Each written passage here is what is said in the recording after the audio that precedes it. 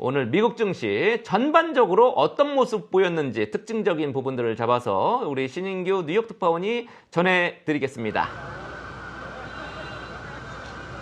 네, 어제 FOMC 이후에 뉴욕 증시가 상당히 큰 폭의 상승을 했었기 때문에 오늘은 약간의 되돌림 현상도 있지 않을까 이런 우려도 있었는데요. 실제 지난 6월 되돌아보면은 6월 기준금리를 결정한 FOMC 때도 당일에는 S&P 500 기준으로 지수가 1.46% 올랐다 하루 뒤에 바로 지수가 3.2% 하락하기도 했었는데 오늘은 이와 달리 3대 지수 모두 1%대 상승하면서 장을 마감했습니다.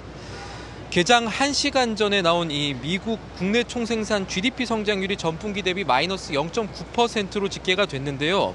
2분기 연속 마이너스 성장을 보인 미국 국내 총생산 GDP 지표가 나왔음에도 시장은 오른 겁니다. 일반적으로 2분기 연속으로 GDP가 역성장을 하게 되면 기술적인 침체에 들어갔다 이렇게 판단을 할 수 있는 근거가 된다 이렇게 인식이 되는데 최근에 월가에서 이번에는 좀 다르다, 일반적인 상황과 좀 다르다 이런 얘기들이 나오고 있습니다.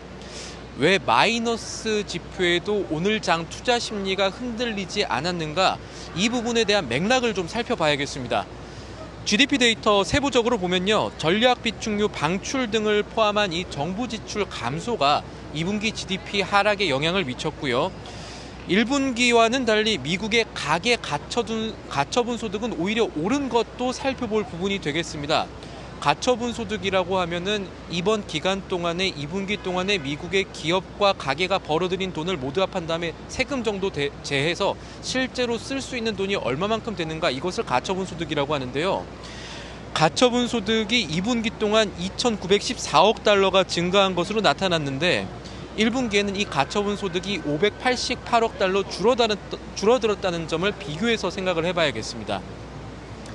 하루 앞서서 조금 더 완화적인 기준금리 경로 가능성을 제시하면서 경기 침체론을 부정했던 파월의 발언 역시도 이 같은 분석에 좀 힘을 실어준 요소가 될 겁니다.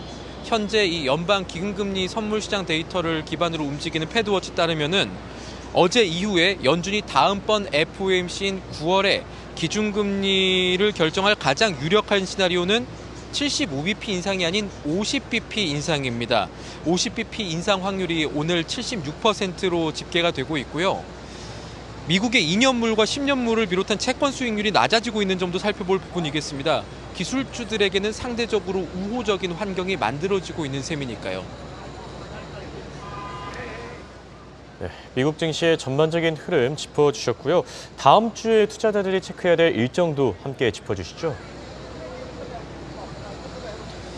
네, 우선 단기 경기 침체 우려, 기술적 경기 침체 우려는 한숨 돌렸다 정도로는 볼 수가 있겠지만 그렇다고 미국 경제가 장밋빛으로 돌아선 것은 아닙니다. 경제 지표로서는 현지 시간으로 월요일과 수요일, 다음 주 월요일과 수요일에 나올 7월 ISM 제조 구매 관리자 지수 PMI와 서비스업 PMI 모두 주의 깊게 살펴볼 만합니다. 3분기 경기가 어떻게 될 것인가를 판단해주는, 이 근거를 제공해주는 지표가 될 수 있을 테니까요. 그리고 아직까지 큰 출렁임은 없을 것으로 보이지만 경기 침체 여부를 판단하는 미국경제연구소가 주목하는 지표 가운데 하나인 비농업 고용 그리고 실업률 역시 금요일에 발표가 됩니다. 기업들의 실적 발표도 계속됩니다. 당장 내일 엑소모빌과 쉐보론 같은 이 대형 에너지주들의 실적이 예정이 되어 있고요.